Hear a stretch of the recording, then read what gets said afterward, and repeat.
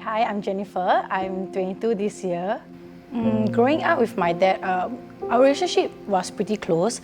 We spent a lot of time like having supper while watching football matches. I also like to follow him for groceries and like just like stand around him when he water his plants lah. That day when he passed away, it was I thought it was a normal day lah. So I went to church. We had some like church event like at Sentosa, and then I went back home quite late that night. So usually my dad will come home around like midnight, past midnight. It was around midnight that the police came lah. So when they came, at first they knocked, and then when I opened the door, I thought like my dad was caught for speeding cause he was a taxi driver. Yeah, then they were carrying like his working bag and like a plastic bag with his shoes lah. So I thought, yeah, maybe he got caught for speeding. Yeah, then I asked like, oh, why are they here for? They told me that they needed to say something serious about my dad. So eventually, I let them in to have a conversation with my mom lah. Then then they eventually told us that like my dad passed away while working because he had a heart attack. Yeah, so when the news broke, I was quite shocked because I didn't expect that my dad would pass away because he didn't have any like underlying health issue lah. So I didn't know how to take in, so I just stand there and like cry. After he left us, like my family were struggling financially because he was our like sole breadwinner lah.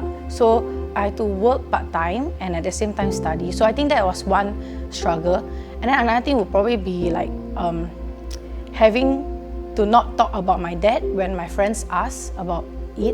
Yeah, because I felt it was a bit like too much for me to handle while like having a conversation with my friends about like my dad lah.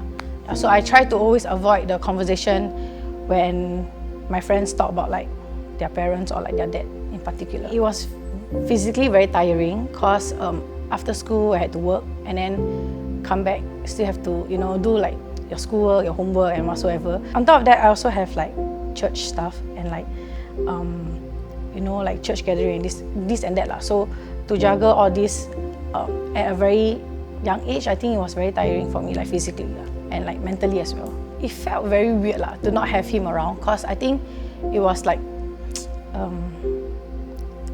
a routine. When I go home, I see him, and then like when I leave home, I like say bye and this kind of thing. So when he wasn't around, I think it felt like something big in my life like left lah. It felt very empty, like to not have someone that I conversed to a lot in that period. And I was very angry like I also at God because he took someone that was very precious to me in my life. Yeah, he passed on the day that it was a church event day lah. So before that, I think I spent very little time at home with him because I was like busy, trying to prepare for the event and then like outreach and so forth lah. So I think when he passed away, I was very angry at God, right? So to me, I had a lot of questions because I asked God like, oh, why did he take someone so precious away? Because I did so much for him, like reaching out to people, like serving in the church, all this kind of thing. So I was just very angry because like I didn't had the chance to also reach out to my own dad lah. Yeah, so I was busy doing so many church things that and then I just felt like, oh, why this period you had to take away like someone so precious?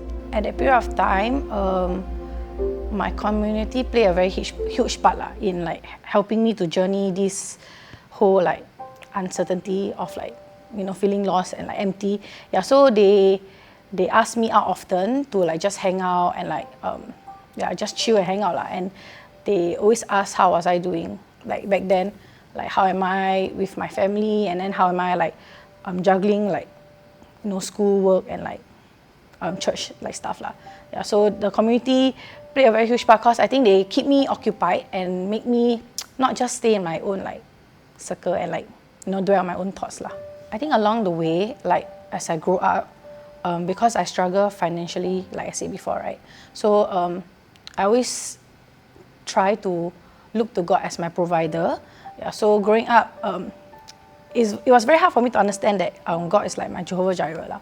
So I struggle a lot to view Him as my provider. But I think as I grew up and surrender, my financial situation and all this kind of thing, I also learned that I don't have to because my dad wasn't around to provide, I can learn to also rely on God lah. Because ultimately God is like my provider. There's this one camp that God dropped a picture of me holding hands with God, and then my dad was at the back, just looking at us lah. So at that point of time, I was like, why this picture? And then God kind of assured me that I don't, even though I don't have a earthly father, I still have a heavenly father lah. Yeah.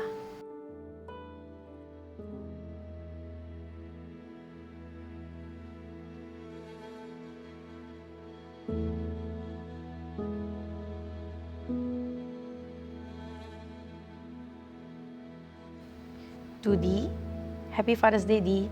It's been almost 8 years since you left us, but don't worry too much. We are all doing pretty well. Tete started her small business, Mommy is working, and of course I'm still in school. Sometimes it still feels surreal to not see you around at home, and whenever I think of you, I wish I could say how much I love you and how much of a great dad you are. I know you're always with us. Happy Father's Day, Dee. Miss you and love you. Love, Mimi.